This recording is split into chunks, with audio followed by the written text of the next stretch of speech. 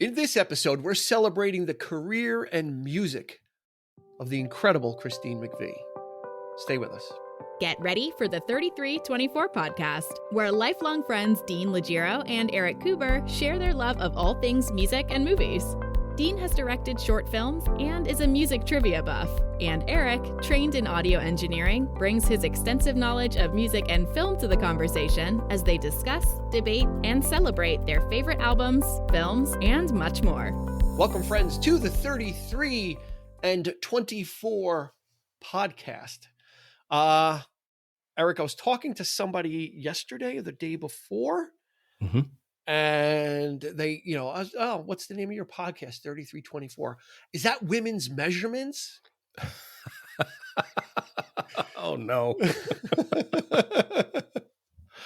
Oh, no. Yeah. So I'm like, no. But I can understand where you're getting that from. Yeah. Oh. So that could be. I don't even know what to say about that. But if somebody wants to do a fashion podcast about women's measurements, 3324 is taken for some other reason. I don't know how I feel about that. I'm kind of like, I thought it was funny. I kind of feel kind of dirty now because it's like, is that what they think of us? I don't know. Doing you're talking about women on our podcast? Is that we do talk about some women. We talk about musical women, and we talk about very talented and artistic women. We just don't talk about their measurements. So if you came here for that, if you're listening to this thinking, when are they going to get to talking about hip size and dress sizes? We're not going to get there. It's not going to happen. Nope. No, we're just, it's music and movies is what it is. Yep. So, and you can find us on Instagram and Facebook. If you haven't already, go check us out over there. It's a great time. Oh my goodness. We have such a great community of people there. So much fun. And if you're watching us on YouTube, go ahead and hit that subscribe button. Give us a like as well. And if you would, put a comment too, because we respond to the comments. Sure. So, yeah. By all means. Lots of fun there. Yeah. I just love seeing our faces plastered on my big TV. Yeah. Like I put it on YouTube, watching. Yeah. It's a little daunting at first, but yeah, you get used to it. It's like, okay. Yes, you do. Yep. It's like, there's another thumbnail for me to click on and check out. Yes. But we appreciate you joining us as we get close to closing out our second year of podcasting. So we'd be doing this anyway if no one was listening, but it's even more fun that people do listen. So thank you for joining us on our musical journey. Tonight's going to be a little melancholy, but very celebratory, especially in the 3324 podcast land, right, Eric? I mean, Fleetwood Mac is, we've done two episodes on Fleetwood Mac, one on Lindsey Buckingham. They come up often in our conversations because Fleetwood Mac is one of the impetuses for doing this podcast. Is that a fair assessment? Absolutely. It's one of our, as long as I've known you, one of two favorite bands. I mean, sure. I think you knew me before I got into them, though. I kind of got into it like a little bit after. Yeah. Okay. Yeah. I think it was still like when I first met you. I don't know. I don't. I'm not sure. Well, my knowledge to it, but I don't know. Well, Fleetwood Mac at the time was all rumors. Yeah. For me, I mean, who let's face it, everybody was a Rumors fan. Yeah. When we first met, of course. So that was Fleetwood Mac for me. Yeah. But then, as we probably mentioned many times, you really got into Lindsey Buckingham, and then that whole thing started, and we were, as a band, I think they were just exceptional. They just made such great music together. As we took our musical journey and started, feeling our way through what we liked and what genres of music piqued our interest. Fleetwood Mac is going to be right down the line of rock and roll. You're not going to get. They're not very divisive as far as music goes, meaning they're not prog. They're not genre breaking or they didn't do anything there. They're straight ahead rock and roll, but within that genre, they've done a lot. And what struck me, this little talk about, we're going to be talking about Christine McVie, some outside stuff, but mainly with her time in Fleetwood Mac. What struck me, she passed away on November 30th from a short illness. We don't know what it is, and it's not that important. We know the fact is we lost her. 79 years old. A stellar career. What I didn't realize, or really what hit me about her passing, was I didn't realize so many people on social media were as affected. Yeah. I was surprised, and I guess I shouldn't have been, but I was surprised by the outpouring of, I thought Christine McVie was going to be kind of a, yeah, she's very important, but I didn't realize how many people really felt how important she was in their lives. That's true. That's very true. Because you usually think, well, Stevie Nicks is the, if Stevie if ever goes, if it had been Stevie Nicks, I mean, you would have expected huge, response. But yeah, Christine that surprised me too. I'm glad you brought that up because, and rightly so. Yeah. And that it also just confirms our opinion of her and the band at large. But I'm very glad that she had that fan base. Yeah. That people did notice her, so it's very, very, very touching. Very nice. Yeah. She's very easy it's very easy to get lost in the sauce of the Knicks and Buckingham, the fight, there's always still articles about that, about the fighting and the whatever, the back and forth lobbing of insults. And Christine McVie, was in the same boat, her and John McVie went through the same things, but it was not something that keeps getting dredged up. It gets mentioned as a side item to the larger Buckingham Knicks, a problem that, let's say. So she's always been kind of in kind of behind that, I would say I would probably say that she was probably the adult in the room. Yeah. The whole time she was the mother hen. Maybe it's a British thing. I don't know. Maybe they take things in stride. They seem to have a better life hits hard and they plow through it, right? Stay calm and, the whole thing, but, stay calm. Yeah, but she always Fleetwood Mac on. Yeah. She was always, to me, the sort of glue that absolutely kind of held that band together. And, certainly the, like Mick and John, well, John, her ex-husband, but Mick Fleetwood also probably like a brother. She'd been in the band with, for a very long time, long before Stevie and Lindsay joined. And I was, Lindsay and Stevie were like children, right? They're like two kids that are just, they had to knock some heads together sometimes and just be, they were a little bit younger than her. So, right. So there's that too. Yeah. All right, let's start there then. We do have just some stats. Christine McVie was actually born Christine Perfect. Yeah, her last name is Perfect. Perfect. It's her maiden name. Yeah. She began playing with Fleetwood Mac in 1968 as almost like a session musician. So not as a member of Fleetwood Mac, but she was certainly in the mix. And she married John McVie in 1968. So she was in a group at the time, part of that English blues scene called Chicken Shack. Mm-hmm. She left Chicken Shack in 1969 because of her marriage to John McVie. It was like, okay, we can't be in two bands. So she retired really to be with John McVie. And she would just kind of play on Fleetwood Mac albums again as kind of a guest, but not as a member.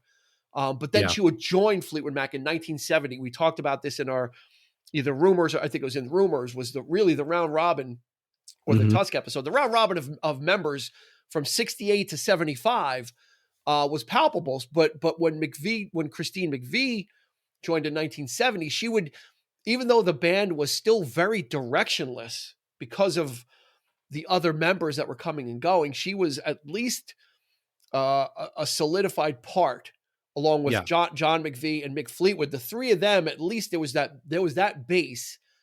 And then you'd have, Jeremy Spencer leave and Danny Kerwin leave, and then Bob Welch come in and Dave Weston come in, and all these other people were cycling. So there was still that, like we talked about, that lack of direction. Right. They were the foundation, the rhythm of the band. Again, I mean, Christine is a consummate professional.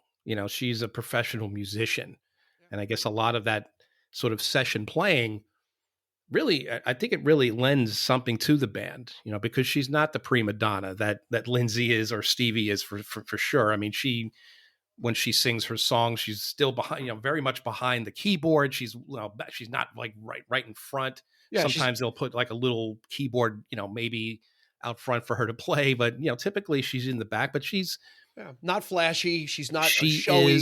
Well, you need that though. You need that structure, in a great band. So, and she's got a really husky, bluesy voice. Yes. Yeah. But emotive and soulful at the same time. Yeah. Which kind of, when you listen to the pre Buckingham and Nick stuff, you can kind of hear, I listened to the album before the white Fleetwood Mac album, before the first album with Buckingham and Nick's called Heroes Was Hard to Find. Yes. It is mixed so horribly that their production, their production methods didn't do them any favors as well. No. The music, the backing tracks were as loud as or louder than her vocals. So she was kind of getting lost in the sauce, and again, when you've got Bob Welch in the band who joined, but it's not his band, but he's the lead singer of the band, no one was really taking the lead. Yeah. Even Christine McVie was kind of, this is just a band and kind of people are cycling through. But then once, Nix and Buckingham joined, Lindsey Buckingham started to assert some type of leadership, which did kind of start some cohesiveness. And I think that when those two joined, I think Christine McVie, like that upgrade, I think upped her game, because there is a difference between that, the pre Buckingham Nick stuff, and then the post Buckingham, like her songwriting, just kind of, it evolved. I don't know if it was because of, okay, there's someone that's got some direction here. We kind of feel like we have a plan at least. Yeah, I would agree to that. If anybody had the right to become the leader, it could have been her. Absolutely. But that wasn't the thing. That wasn't important to her. It was important for her to serve the music. And, like you say, like you pointed out, like you talk about Heroes Are Hard to Find, that the title track alone is so, it's so brassy and so it's too much. It screeches your ears. It really, yeah, but you're right. Absolutely right. The vocals are muffled. They're very in the background. And she would also stay on after, right? Along after both Lindsey and Stevie left the band too. Let's not forget that. Yeah. So she's a long time, through and through. I mean, she had seen it all. So this was, that's right. I mean, she did get to a point where she did leave, but I think once you get to what we would call the classic Fleetwood Mac lineup of the five of them, Fleetwood, John McVie, Christine McVie, Nix and Buckingham. There's something to be said. They were heading in a direction with Bob Welch, but I just don't think it was there. Christine McVie stuff was solid, but it was it kind of didn't really fit, because Bob Welch's stuff was kind of very similar. Everything was kind of breezy and just really mellow, very light. No counterpoints. No counterpoints. So I think when Fleetwood Mac did the upgrade in '75, and brought in these two people, and like we said in our Rumors album, that the White Album took a year before it reached number one, just because they were touring and banging it out and getting to know each other. But it was on the back of like Christine McVie. It was like Say You Love Me, was like the big hit. Stevie Nicks, for all that Stevie Nicks is, she only had 2 songs on the first album. So she, it was still kind of on the back of like Christine McVie. They were kind of coming into her territory, basically, because she had Over My Head, Say You Love Me. Those are two big hits. And then the only other really big hit was Rhiannon, not counting Landslide, which was a concert hit. But Rhiannon was the only other kind of chart hit. But the two were Christine McVie. That's so right. she was solidifying, the band, but also I think was influenced by the upgrade and the musicianship of what those two brought and no the doubt. dynamic they brought. And we discussed Rumors, but I'll have to say, I mean, the White Album is, you cannot count that one out. You really, that is a very underappreciated album, in my opinion. I mean, despite the hits on it, there's some strong stuff on there. World Turning. Yeah. You got that already right out the gate. You got that collaboration with her and Lindsey trading vocals. Yeah. And which would continue. They, and ironically enough, right? Ironically enough, like Nix and Buckingham are the pair that come, they end up really not working together too much, meaning like collaborating on stuff. It would be Lindsey Buckingham and Christine McVie that would find that connection, Yeah. And that simpatico where Christine McVie really trusted Lindsey Buckingham with her stuff, and understood that he can kind of sharpen things up that needed it. Not everything needed work, but They definitely yeah, shook things up. And yeah. there's no doubt about it. The music was just so broad and so much more alive. And yeah, Lindsey lended that sort of production attribute. I don't even know if he was even thinking of being that had that in his head at the time of being a producer, but that's kind of how it went, right? It was just more or less, yeah, let's lay the tracks right here, and this is what we got. And then yeah, like you said, Christine just jumped on that, and they just sort of clicked really, really well together. Yeah, you know, yeah. I think having that atmosphere of collaboration, right, where yeah, he's she's a musician, he's a musician, and again, Bob, we can't discount Bob Welch for this, but he kind of kept the ship from not sinking. Bob Welch, but they didn't really, but they were kind of treading water. The ship wasn't really going anywhere, but it wasn't sinking. It was just kind of, album after album with not really anything changing or anything really happening. Right. But, once you get somebody who's super creative, like Lindsey and Stevie, that have ideas to spare. I think putting Christine in there just really brought out the best in her. Her stuff on Rumors. I mean, I would say if you're gonna listen to Rumors and you're gonna say what's the prototypical song off of Rumors, or what's the first song I think of when I think of Rumors? I think of You Make Lovin' Fun.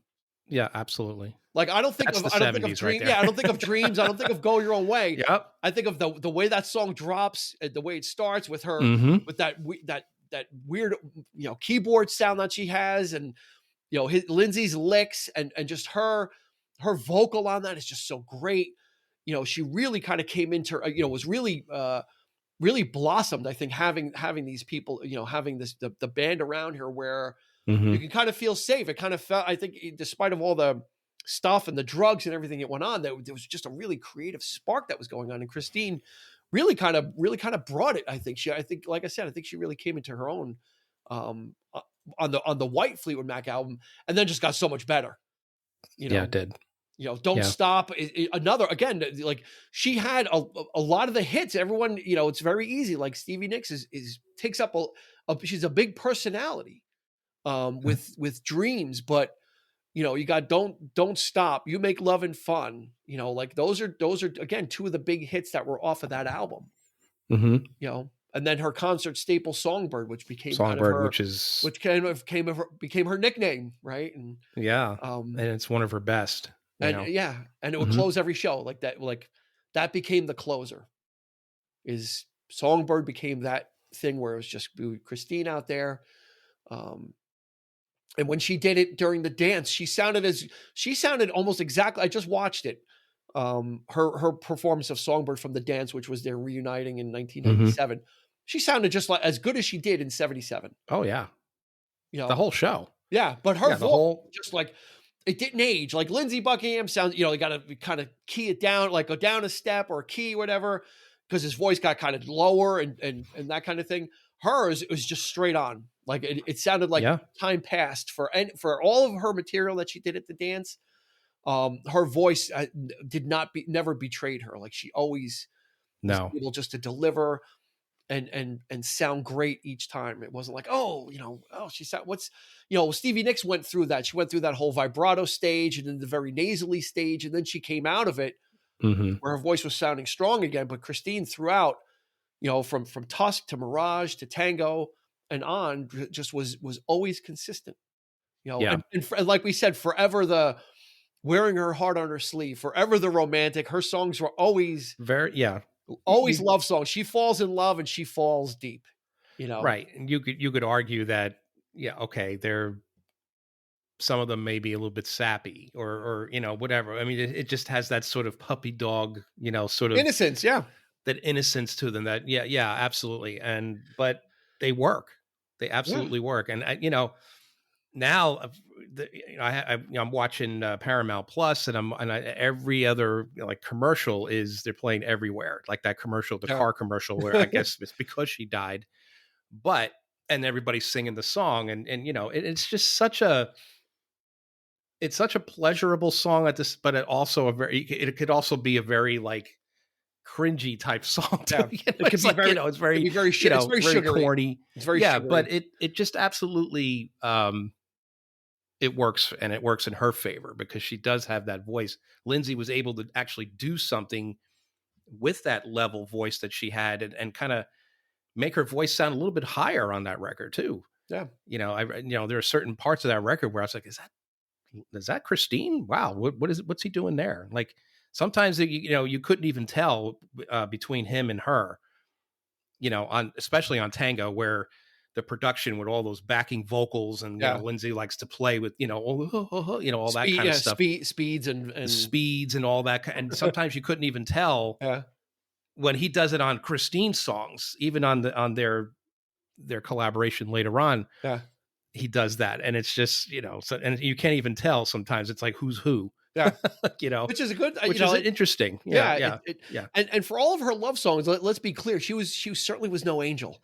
She partook in her share of the debauchery in the 70s. She went out with Brian Wilson's brother, Dennis Wilson, who was the biggest partier in the 70s and the 80s. He led a life of excess. And those two were in it to win it together for a long time. And actually that relationship probably wasn't good for either of them, because you said she was like a mother. That's kind of what their relationship would be, is Dennis Wilson would go and binge and do everything all weekend or all week, and then come back to Christine, and she would kind of mother him back to sobriety, and then you would go do it all over again. Yeah.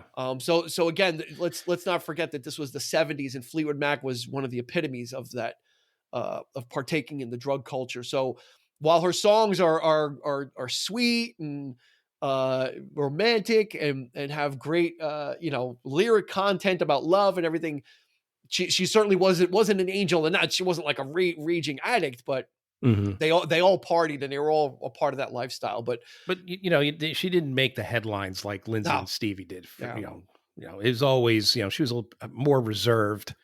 And, it could be that, again, that British thing, that British reserve, that just sort of, steadfast attitude that they have, and just, they're able to conquer everything and deal with anything that comes their way. And it's just, or if everybody wants to ask, Lindsay and Stevie about it, I'll sit back. If sure.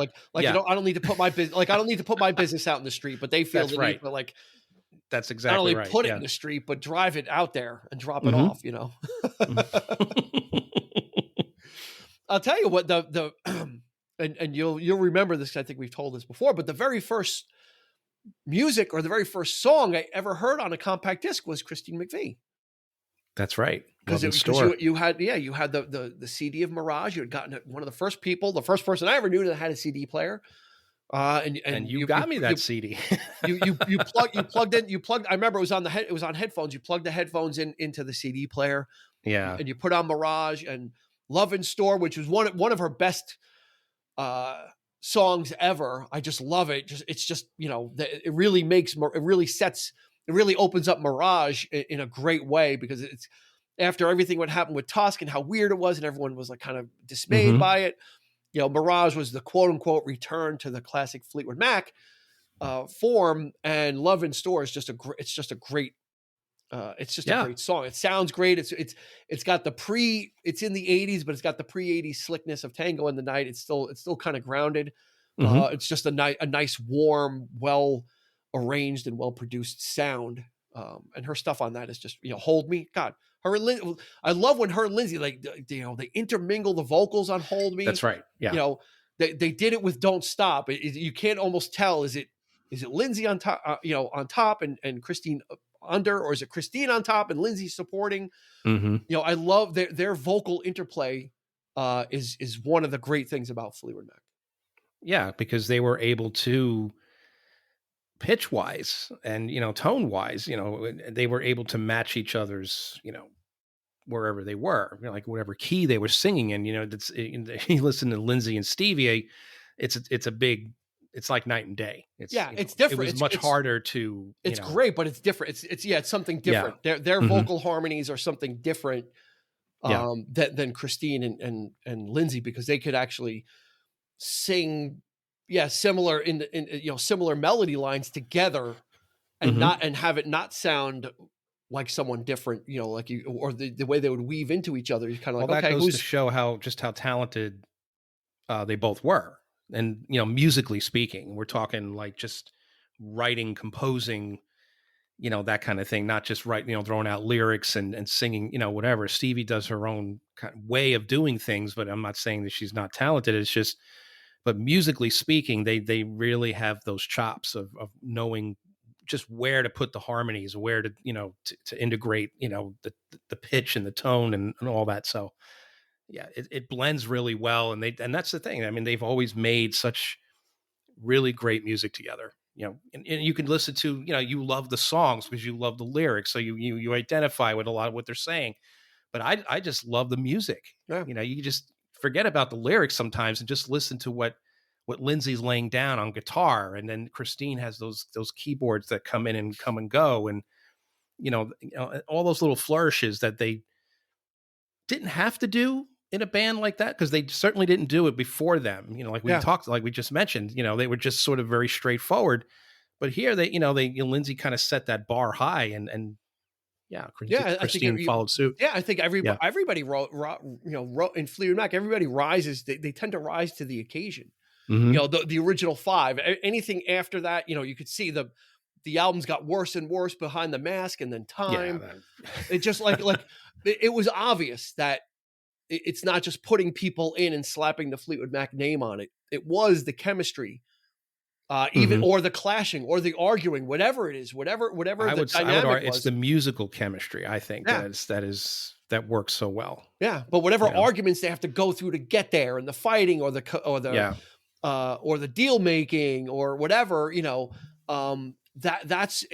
it's those 5 people and those 3 vocalists that really made a special sound. I'm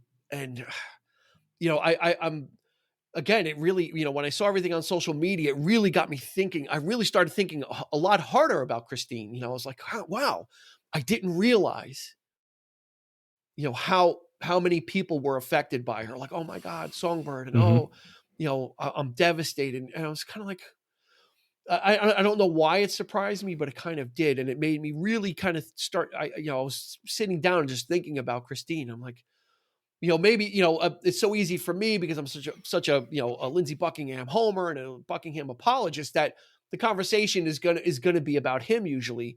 And that's why I wanted to do this episode, right? We agreed that, we really need to kind of honor her and let people know that, she was very low key, but that doesn't mean she wasn't formidable. And that means just because she stayed in the background, that doesn't mean her music wasn't. And like I said, like we just said before, she had a lot of the hits. The hits usually were, Lindsay would do the crazy stuff. So that stuff is not really too radio friendly, No. So you had to rely on Christine and Stevie to kind of get something that's going to hit worthy. Not something that, the critics like the Lindsay stuff because it's out there and it's, different, more artful different stuff. Yeah. But the radio people like Little Lies and Seven Wonders and Gypsy and that kind of stuff. And that's where, Christine and Stevie come in to kind of provide that. And like Little Lies on Tango, I know you don't like that album. It can be overproduced, but Little Lies, I think, is a gem. It's one of those. It's one of my favorites. Yeah. It's one of those ones again with Lindsay kind of supporting, they're not singing together, but he's there. He's kind of there, Yeah. Well, I always enjoyed the songs where all 3 of them, even like Love in Store is another great example where all 3 of them are singing. Stevie's very prominent on that song as well. And that was it's always a shame to me that there wasn't enough of that. I always liked that better. Like, you participate, be on the song. Let's, put your differences aside and just, let's collaborate here. It's very frustrating to me that they just couldn't get that stuff together all the time. You know what I mean? Like it was, sometimes they just go off and Lindsay very begrudgingly would have to work with Stevie on her songs, and just like we talked about with Tusk, it's very minimal, like, but with Christine, he'll go all full tilt. Like he'll do a whole, big harmony vocals thing and just really, really enjoyed the time working with her.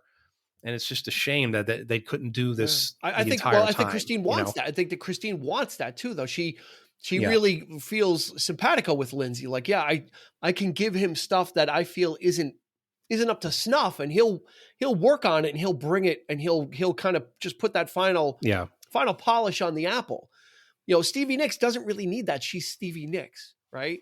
She's really, like, she's gonna come with her lyrics in hand, and she's gonna, you know, and he's gonna work on the song, and okay, let's do this or let's do that, right, and kind of produce the song, right? But I'm sure she never felt, oh, I need this. She's got her own ideas. She's got her own style of songwriting, right? She's very, very much as a member of Fleetwood Mac and a solo artist, a very self-contained unit, right? So she's going to bring, you know, she's got her own thing going on, and then she brings it to Fleetwood Mac. And Lindsay's the same way, right? How many solo albums was Lindsay working on? And they said, okay, we need to do a Fleetwood Mac album, and he just brings the solo after stuff. Tusk, right? I think that was pretty much the case every time. Right. So he started working on something by himself, and he would just bring those songs in already complete. Just need to polish them up a bit, and you know, don't even need to play. You guys don't even need to play. But Christine would always have that spirit of collaboration. Of let's you and me, Lindsay, write a song together, or let's do this together. Mm-hmm. You know, you didn't really see it with. I can't recall a song where there's a Stevie Nicks and a Christine McVie vocal. Where they're trading, trading, right? You would think that would be a golden opportunity. I've never heard a duet with them or anything like Hold Me or Don't Stop, where you can tell it's them singing together. It was you know, very compartmentalized, except for Christine and Lindsay. They would, again, I think it's that music. I think it's that musician thing too. Like, it's something separate. You know, when you know, the four of them as a unit, you know, which we'll get to the final album, you know, that's a musical unit there. You know, and again, I'm not trying to exclude Stevie Nicks, but I believe she plays piano, right, to write her songs on, maybe some guitar, but you never see her on stage strumming guitar. I've never seen her on stage strumming a guitar. Right. So there's kind of like, okay, well, she's a vocalist. And again, not trying to exclude her in that way, but it's different when there's four musicians, right? Because you're on a different level, because you're playing together. Yeah. It's musical cues. You kind of have to really key into each other. So I think that put them on a different level of collaboration as well. Because there's that musical thing where you're thinking about things musically, not just when is this person going to start singing, you know, and I have to have my solo done. And it's very easy for someone like Lindsay to dismiss Stevie Nicks as such, I think too, because he doesn't, you know, you don't see her coming in and sitting at a piano and like, okay, let's play in this key and let's work on that. You know, like, no, it's like, it's very much adding his little flourishes to her songs. And I said this a million times, but nobody makes her sound as good as Lindsey Buckingham ever did, you know, working on her songs as little or as much as he did. Her songs always were the better. You know, I prefer her Fleetwood Mac stuff over her solo stuff in that regard, because Lindsay made those songs stronger, in my opinion. But on the other hand, it's like, yeah, I can come to Christine and we don't even have to sing. We can just like play like a nice little melody and come up with something there and just, you know, work on that first. That must be like a breath of fresh air for a musician to be able to collaborate like that. Toss musical ideas around or without lyrics and say, okay, let's construct a song. Let's write a song together, which is, you know, like I said, it's, again, I'm not trying to bash Stevie Nicks. It's just a different, it's just a different dynamic, right? It really is a different dynamic within the band. Yes. You know, but then Stevie and Lindsay would have that, because they had that intangible that they had worked together beforehand. So they're bringing kind of, they know how each other works, right? And I'm sure, you know, Stevie comes in with her lyrics and she's got a way of writing. And I don't know that someone could co-write a song with her like that in that way. I know she's co-written songs in the past, but not as a normal thing. She pretty much has her poetry. Yeah, because her lyrics are pretty out there. Like Lindsay's out there musically. Yeah. Stevie's out there with her, you know, her black magic and, you know, writing songs. We have no idea what they're about, but they're just, you know, sometimes they have a point, sometimes they don't. Even she admitted that I don't know what this song's about necessarily. Channeling. But it's like poetry, right? It's just she's sitting down and there's something to that. There's something to be said of that as well, you know, but Absolutely. But So we didn't really talk. We kind of skipped over Tusk a little bit because we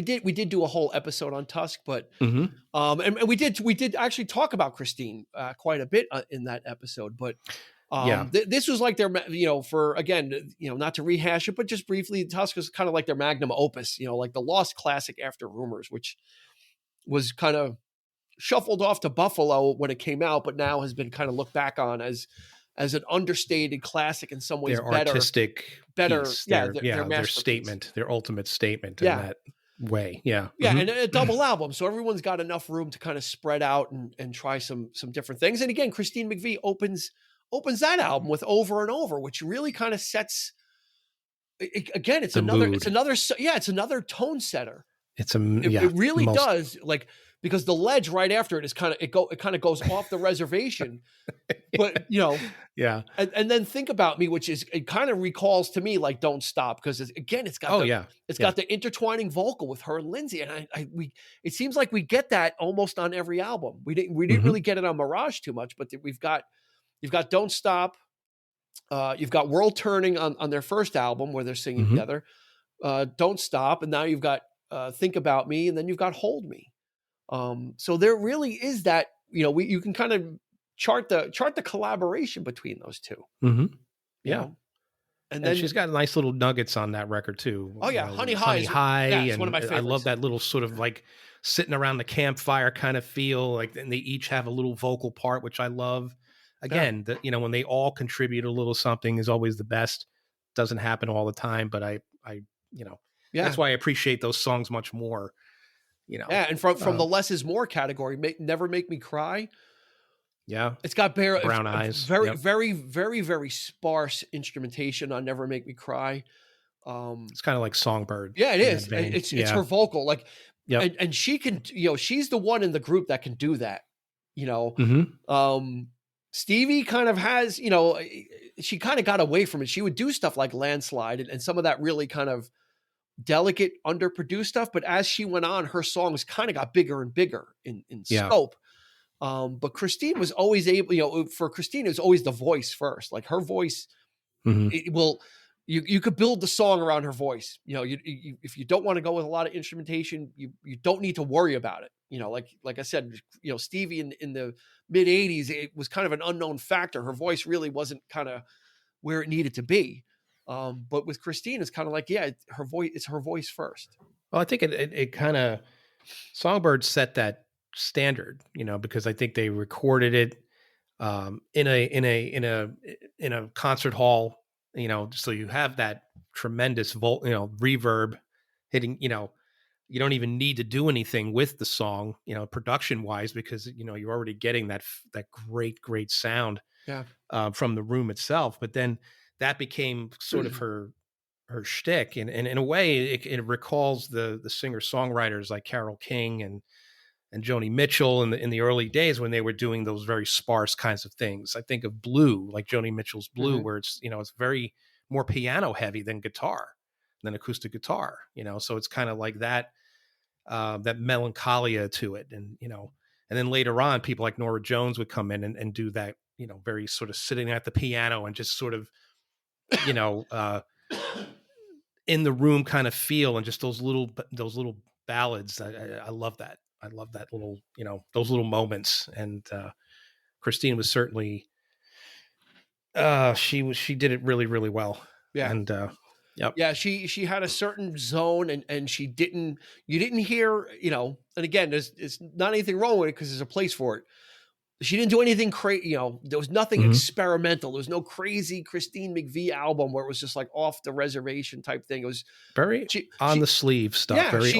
She has her style, and she kind of, and she stuck with it. But again, that's the kind of the grounding force that you needed. So you could listen to Fleetwood Mac albums and hear some strange stuff, and then understand that you're going to have some, if that wasn't your cup of tea, you're going to get the Fleetwood Mac stuff out of Christine and Stevie. So, so that the five of them would kind of soldier on until 87.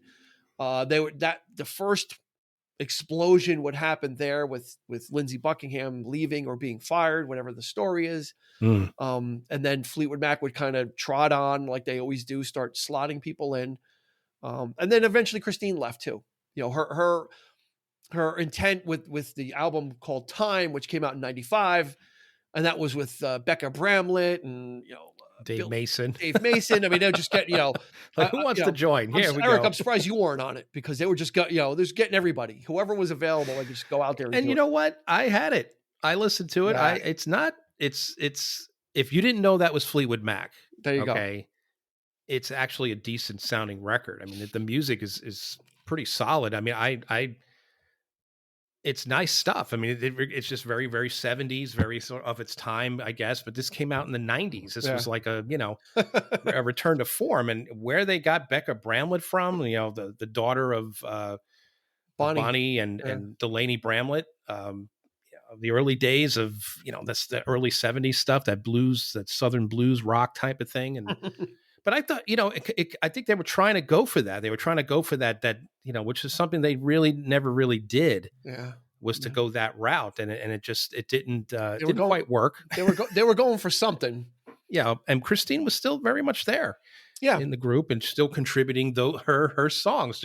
And again, nothing radically different, same steadfast sound that she does, She had made it known though, at that point that this was going to be it. Like, this is going to be my last Fleetwood Mac album. It's, time to ride off into the sunset. One of the reasons, she started to become afraid of flying. She started to get a fear of flying. So that was starting to creep in a little bit. By 95, Stevie Nicks actually leaves Fleetwood Mac, but right before that, after Behind the Mask, but before Time. So she takes a powder. So if Stevie's leaving, things are really bad. Then there's probably nothing, no juice left in the lemon if she's leaving it. And then, Fleetwood Mac would go dormant until 96 or whatever, when, Bill Clinton asks him to reunite and play for his inauguration or whatever it was.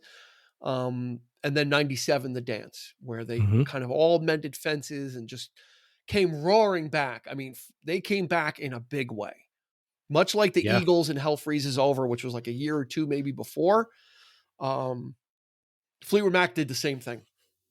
They just really kind of pulled it together and said, this is what Fleetwood Mac is about. Here it is. You got, this is what you guys have been missing. And they really kind of just rolled out that show and then that tour, the dance tour. Did you see them on that tour?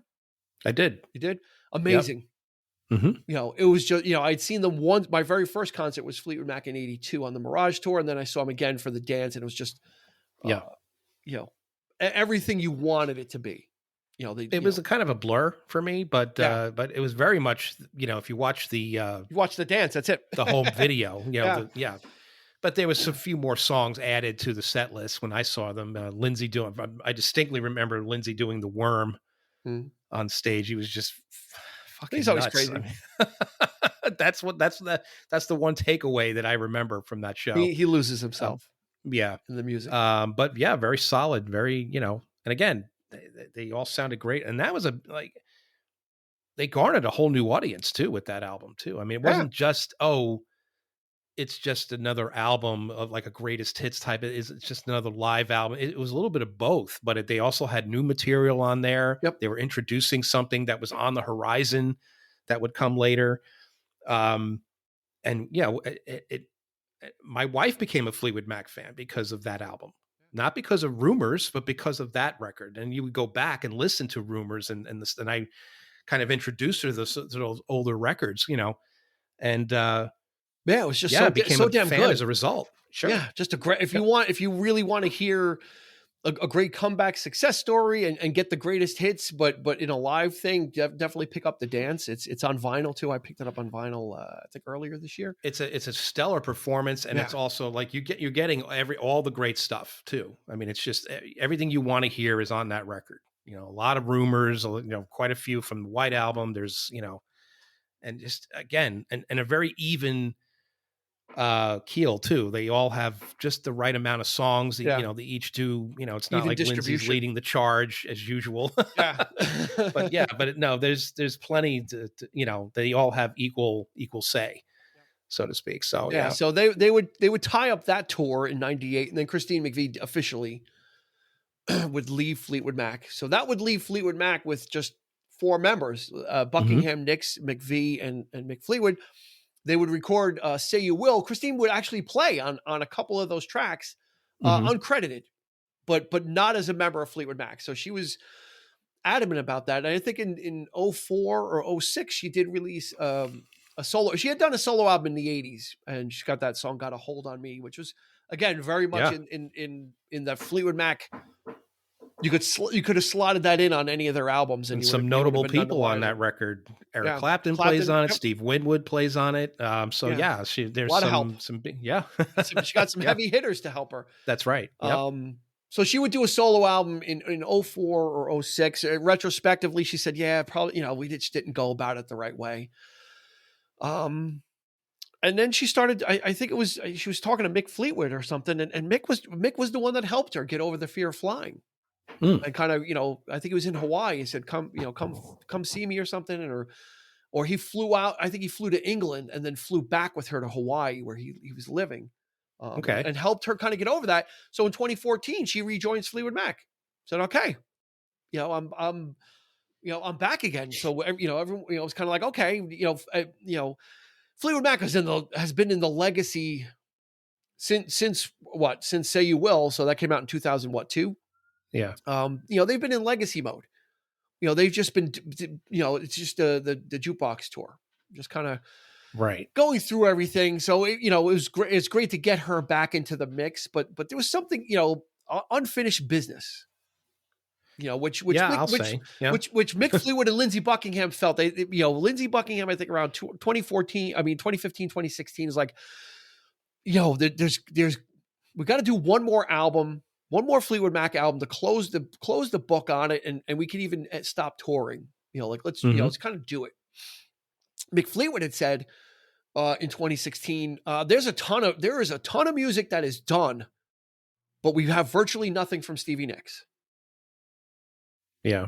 Okay, so they want to do another Fleetwood Mac album. That is the intent, and the machinations were there, but Stevie Nicks, for some reason or another, either did not have any material or trepidatious about doing stuff. I had a theory. I don't think we talked about it off podcast, that I think the well has run dry with her, perhaps.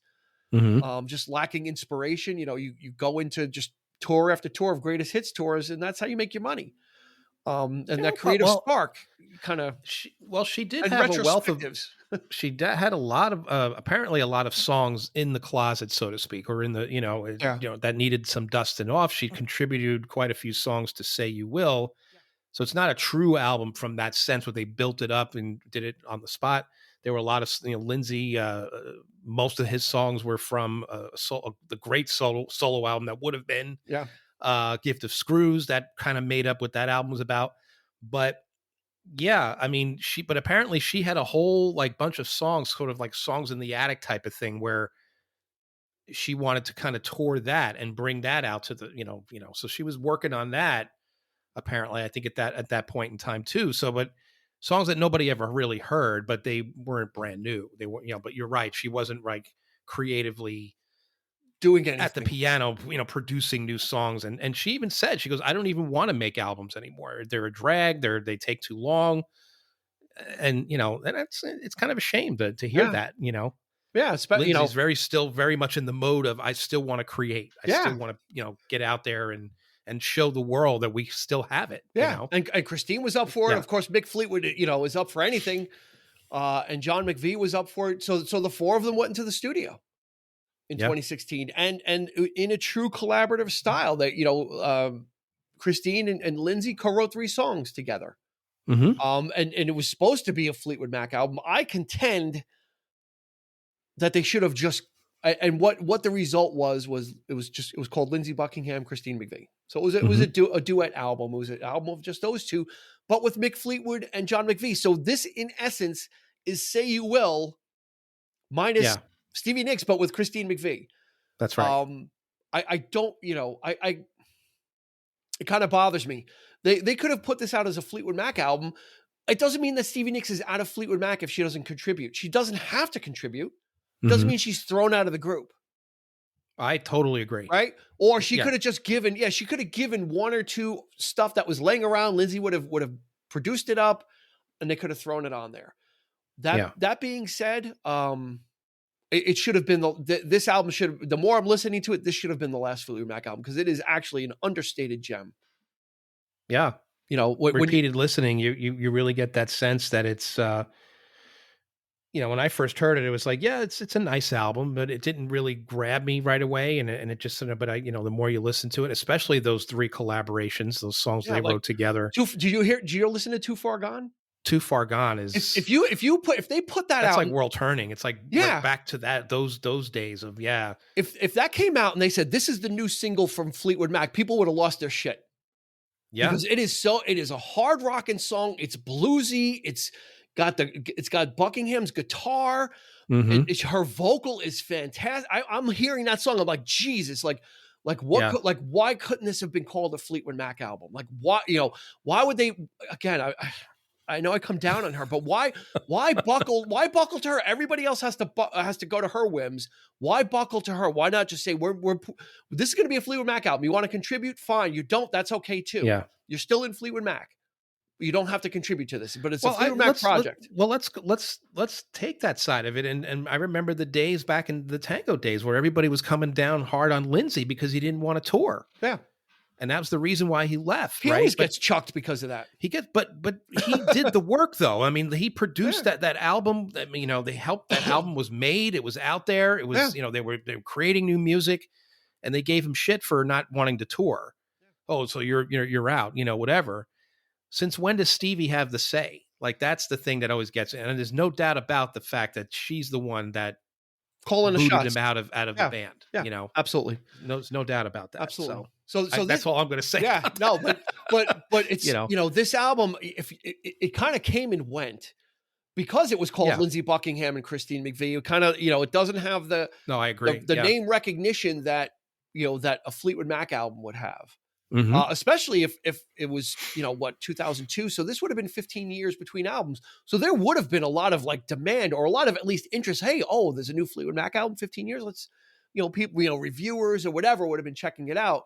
And it kind of came and went, and it kind of came and went in my life too. It kind of came out, and I was like, like whatever. Yeah. Like I kind of brushed it. I'm like, whatever. But I can understand though if they had released it that way. Number one, either Stevie probably would have lost her shit about that, and number two, it probably wouldn't have sold as well because Stevie wasn't on it. Too bad. I tell you, I agree, but that would have been, people would have been like, "Where's Stevie Nicks?" That's the thing. That's why you know what, you get her give us 2 songs. We'll work them up. Yeah. Come in and lay the vocal and leave, give us 2 of your older songs and come into the studio for a day and let Lindsey, do his thing. And cause he certainly did that on Say You Will. Yeah. There's that one song that, everybody finds out, which I think is fantastic. I mean, but you could definitely tell it's from those days of like the Wild Heart and, Rock a Little, because it has that heavy synthesizer. That's not Lindsey playing that synthesizer. There's no way. That's that very 80s, but he added those guitars, his vocals to that song. And it's one of the best songs on the record from her because it's so rocking. And it really gets you going. And then of course, Mick and John on that is astounding. The rhythm section is so tight. Yeah, these guys could have done the exact same thing. Yeah, just 1 or 2 songs, 3 songs. Yeah, none of them are strangers to recycling old material. That's pretty much what Buckingham does. Is his solo stuff kind of gets brought forward. The good thing about it is we've got 10 songs every other one. So one's a Lindsey song, one's a Christine song, and you get this just nice point counterpoint.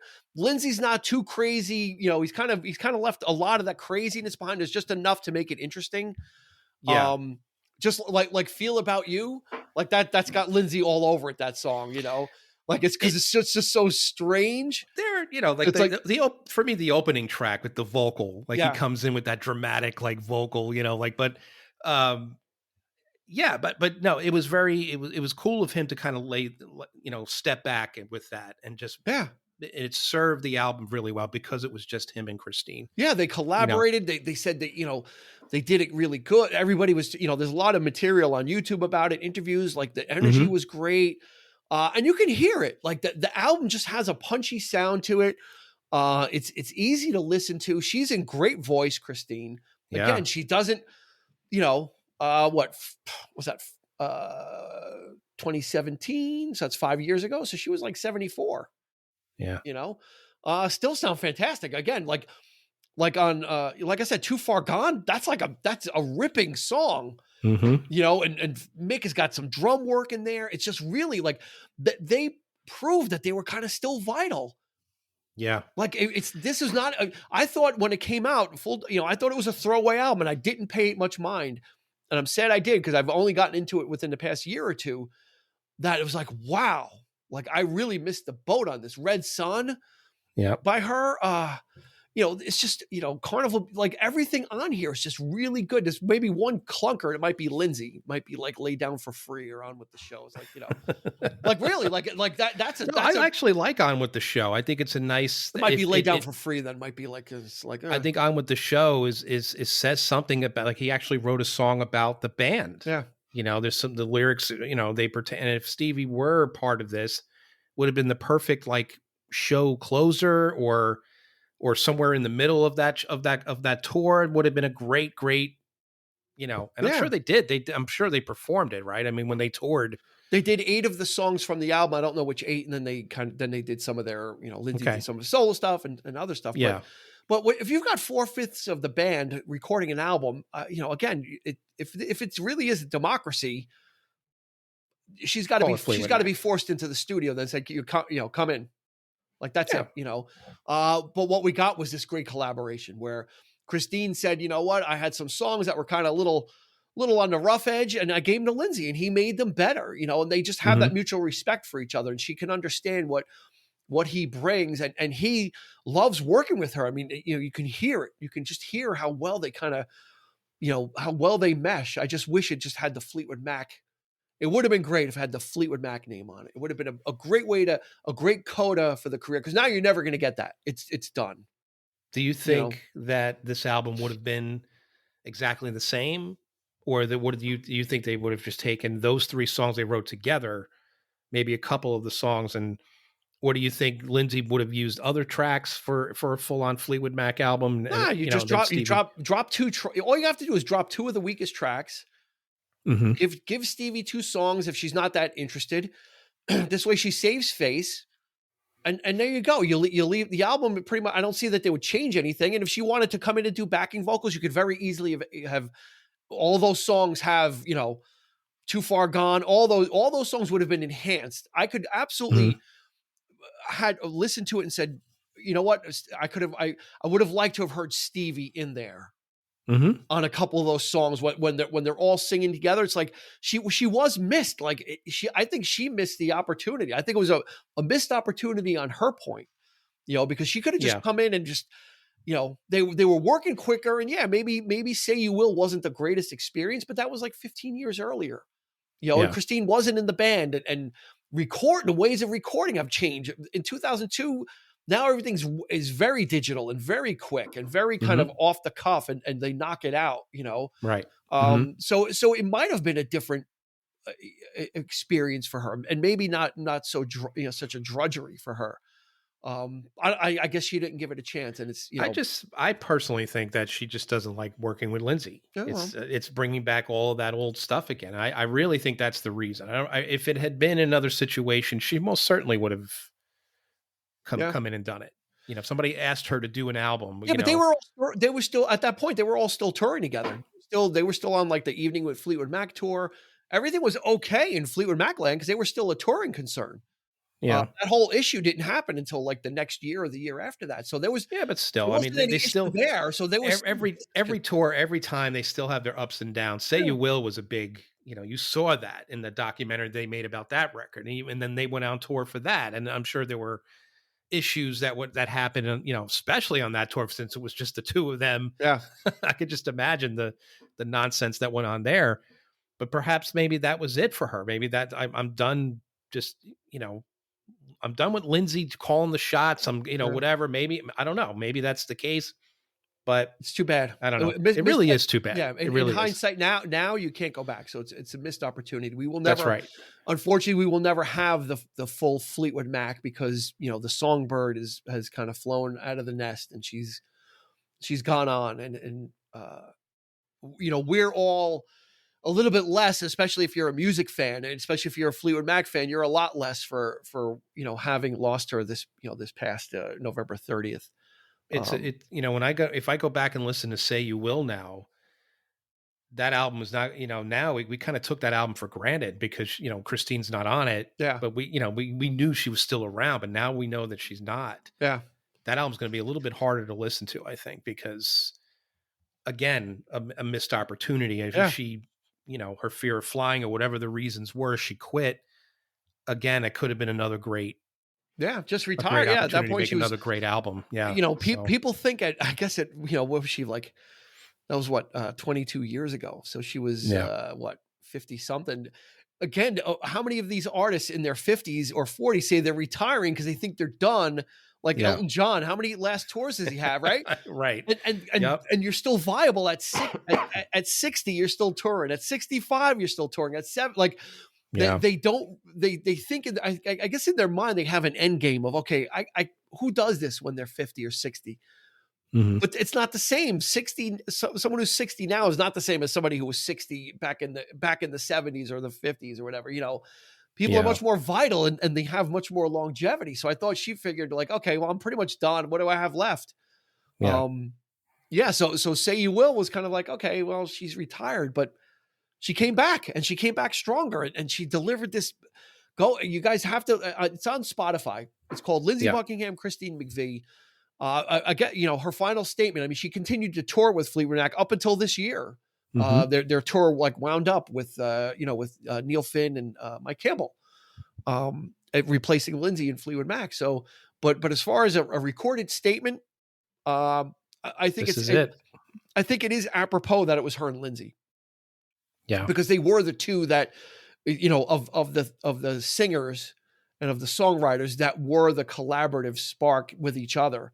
So in that aspect, it's apropos that her final recording would be with Lindsey and that he would really kind of bring out the best in her because he really did. She sounds fantastic on this album, and the songs are all just, and the older stuff is going to sound that much sweeter. Yeah, isn't it?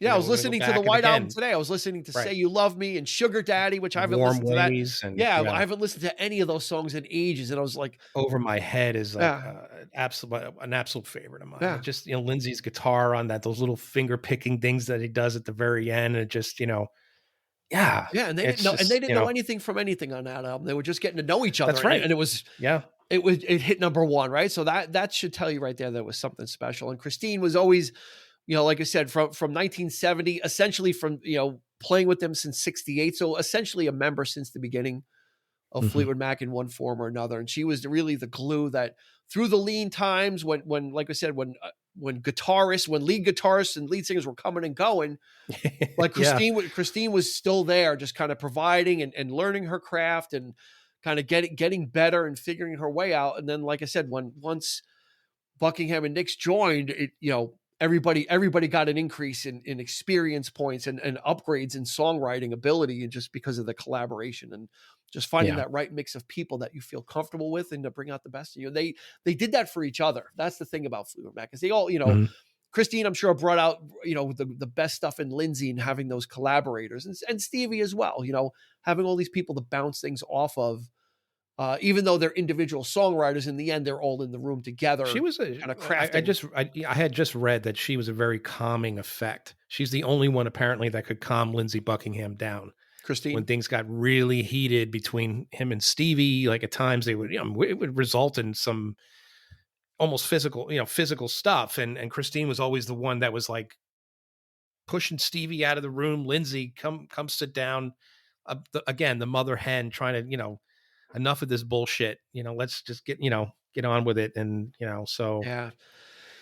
The music world's a little bit less, for us losing too frequent these days of these people but we've got the great music. That's the great thing, is you can go back and you can, listen to, I think I'm going to listen to Tusk, I honestly, like, cause there's a lot of material on there and her stuff will probably be even more of a bigger counterpoint because of how weird the other stuff is. That I think, I think for me, listening to Tusk will really kind of highlight it, because it won't get lost in the sauce because it's so different that it'll really kind of stand out for me. And I think I'm going to give Tusk a listen. I think that's the one.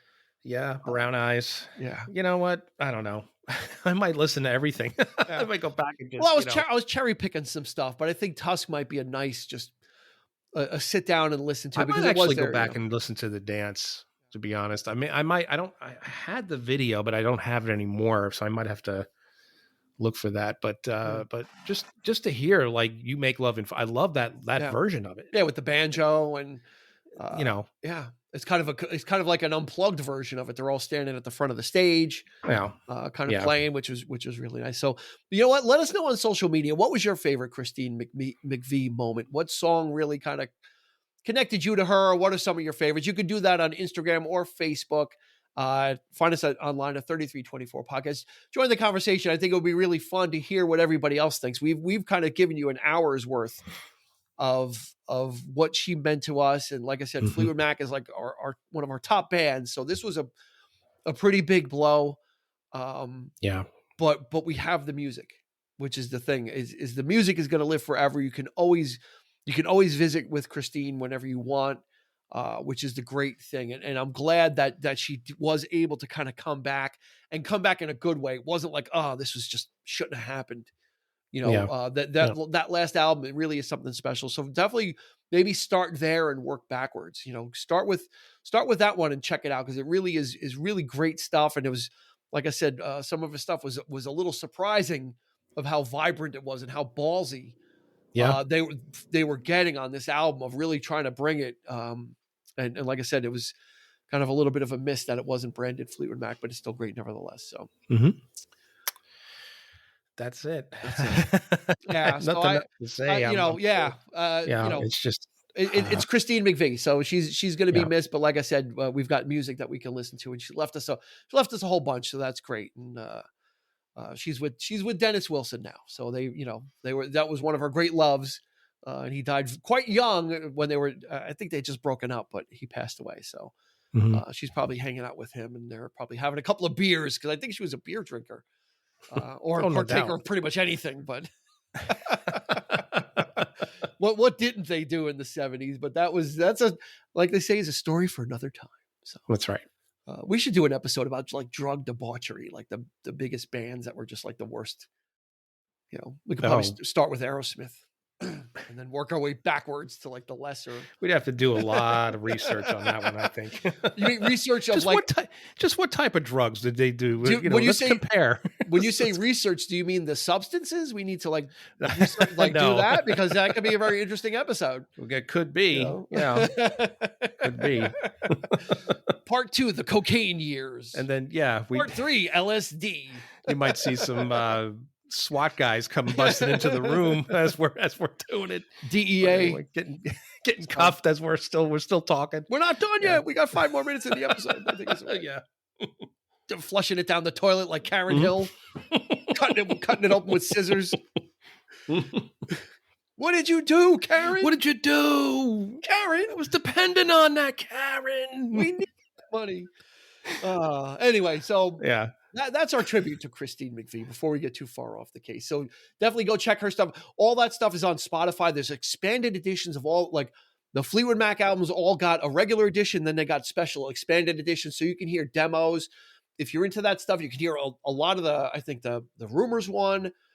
And I believe Mirage has a lot of songs that didn't even make it to the album that were kind of worked. They're actually releasing a box set of all the alternate. It just came out. All the alternatives, for Record Store Day, which was the day after Thanksgiving. They did release a box set of the alternate albums, which I have almost all of them. So it's like, okay, I don't need to buy this box set now, because if you were going to do that, you should have just let me know and I would have saved my money. But all that stuff's on Spotify, easily available. Her material is out there. Even her very first solo album, Christine Perfect, from way back in '69 or whenever it was. You can, and Chicken Shack, all that stuff's available. So you can go take the whole journey, and even the middling stuff of Fleetwood Mac, all that stuff's available on Spotify. So you can really trace her career trajectory and see where she started. and then see where she ended, which was on a fine note as well. So that's going to do it for this episode. For Eric, this has been Dean, and we will see you on the flip side. You've been listening to the 3324 podcast with Dean Legiro and Eric Cooper. You can find us on your favorite podcast provider, so please like, subscribe, and rate to become a part of the 3324 family. Your feedback is important, so make sure to follow us on Instagram and Facebook at 3324 podcast and on Twitter at 3324p to join the conversation.